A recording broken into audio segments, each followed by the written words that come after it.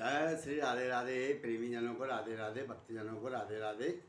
आज मैं एक बात बताता हूँ आपको, जिसको आप मन लगा के सुने और समझें। बहुत बढ़िया बात बता रहा हूँ। थोड़ी सी मेरी वीडियो बड़ी हो जाएगी, इसको आप पूरी को श्रवण करें, लाइक करें, सब्सक्राइब करें और फॉलो करें। पहली बात, भगवान कृष्ण के जो माथे पे तिलक लगा हुआ है इसका रहस्य बताऊंगा मैं। इसका रहस्य क्या है, आदमी को समझ में तुरंत आ जाएगी। और दूसरी बात यह है, आदमी के जीवन में कितनी घटनाएं घटती हैं, अच्छी भी घटती हैं, बुरी भी घटती हैं। और आदमी का सबसे बड़ा दुश्मन कौन है? आदमी का सबसे बड़ा दुश्मन उसके रिश्तेदार, जो कि पीछे से नाग बन के आपके मुँह पे तो बड़ी मीठी मीठी बात करेंगे, अच्छा अच्छा बोलेंगे, मगर आपके पीठ पीछे जो डंक मारेंगे उससे आप थोड़ा सा तिल मिला जाओगे, क्योंकि सुई भी चुभेगी, उससे भी दर्द होता है। एक बंदे का मेरे पास फ़ोन आया, 3-4 दिन हो गए, वहाँ से आया था, गुजरात से। हिंदी बोल रहा था वो, और अपने हिंदी बोल रहा था, आराम से बात कर रहा था। तो उसने मुझसे पूछा था, पंडित जी ये काम जो आप बता रहे हो पीपल पे दूध चढ़ाने का, ये कैसा रहेगा? ये मेरे को एक जने ने और बताया था, और ये आपकी बात बिल्कुल सत्य है। मैंने कि बिल्कुल सत्य है, इसको करिए आप, करने से आपका मन शांत रहेगा और बढ़िया रहेगा। दूसरी बात वो बोला, अब मैं बहुत परेशान हूँ, मुझे हर जगह से हार ही हार मिली है, हर जगह से मुझे अपमान मिला है, हर जगह से मुझे ये परेशानी हुई है। मैंने कि सबसे बड़ा दुश्मन थे मैं, तुम अपनी घरवाली का नाम बताओ। उन्होंने अपनी घरवाली का नाम बताया। मैं सबसे बड़ी दुश्मन तुम्हारी घरवाली है। वो कैसे? क्योंकि वो तुमको नीचा दिखाने की कोशिश करती है, और सही हो गया तो मैंने किया, गलत हुआ तुमने किया। ये आम बात है। 100 में से एक आदमी 5% ही लोग ऐसे भाग्यशाली होंगे जिनकी घरवाली उनके मन माफिक होगी। अधिकांश ऐसी घरवाली ज़्यादा मिलेंगी जो कि अपने पति का अपमान करना, निरादर करना, उसका तिरस्कार करना और उसको हर समय नीचा दिखाने की कोशिश करना। और दूसरा दुश्मन होता है औलाद। दूसरी दुश्मन औलाद होती है, जो हर समय छाती पे बैठेगी, मुंह दलेगी और आपके खून पिएगी। कितना भी उसको समझा लो, कितना भी उसको प्यार से कह लो, मगर उसके समझ में नहीं आएगी। तो उसको ऊपर वाले के हाल पे छोड़ दो, उसको क्या दंड मिलेगा ये भगवान जाने। अब बात है ये, तो जीते जी तुमने तो उसको परेशान किया, माँ बाप को, और मरने के बाद तुम कह रहे हो साहब कचौड़ी खा लोगे, भेड़ी खा लोगे, रबड़ी खा लो। ऐसे आदमियों का श्राद्ध भी पूर्वज नहीं लेते हैं।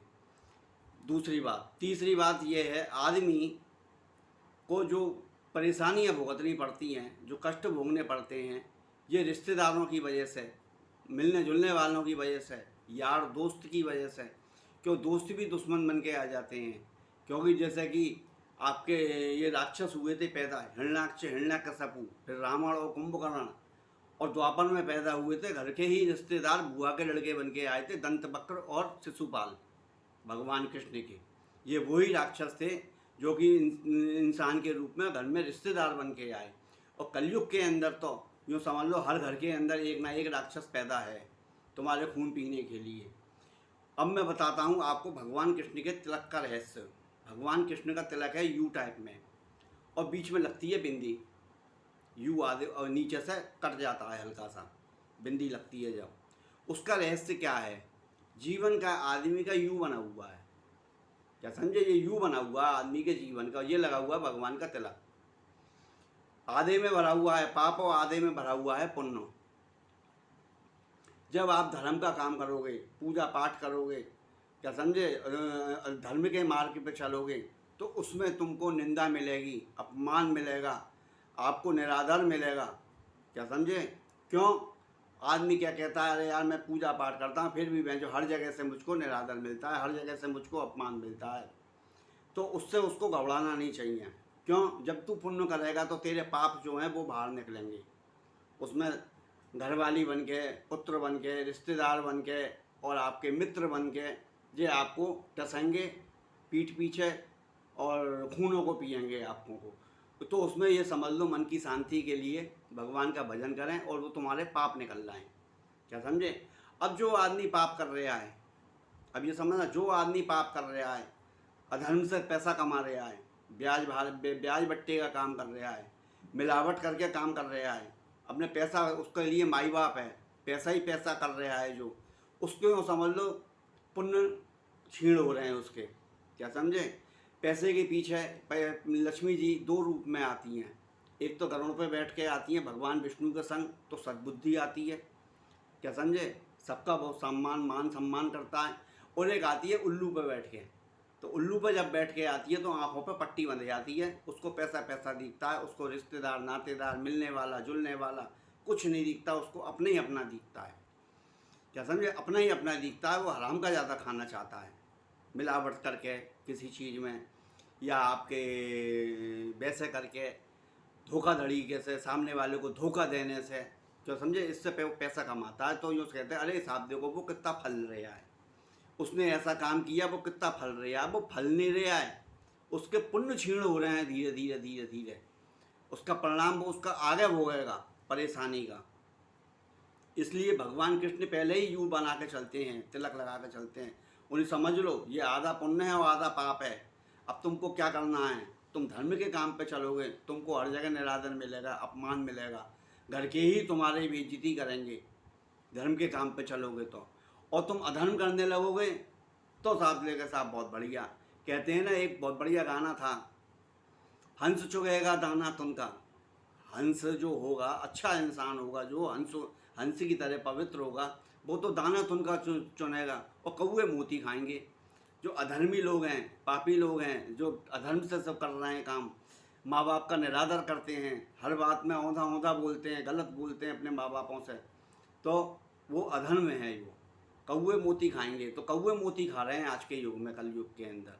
मेरा कहने का कुल मिलाकर सबरी बात का एक ही अर्थ है, सही मार्ग पर चलो तो तुम्हारा सब काम सही होगा, और गलत मार्ग पर चलोगे तो शनिदेव आपको दंड देंगे। जब शनिदेव आपको दंड देंगे तब भव्य पंडितों पे इन पे बहराना मत। मेरा दुख यूँ है, मेरा परेशानी है, खाटू श्याम जी जा रहे हो साहब, मेरे कष्ट दूर हो जाए, हारे का सहारा बन के आ जाए। तो वो भी ये देख रहा है बंसी वाला, उन्हें इसने कर्म क्या किए हैं, इसने अपने माँ बाप का निरादर किया है, अपमान किया है, तो इसका दंड उसको भोगेगा, आज नहीं तो कल भोगेगा। क्या समझे? दंड तो भोगेगा मगर आज नहीं तो कल भोगेगा।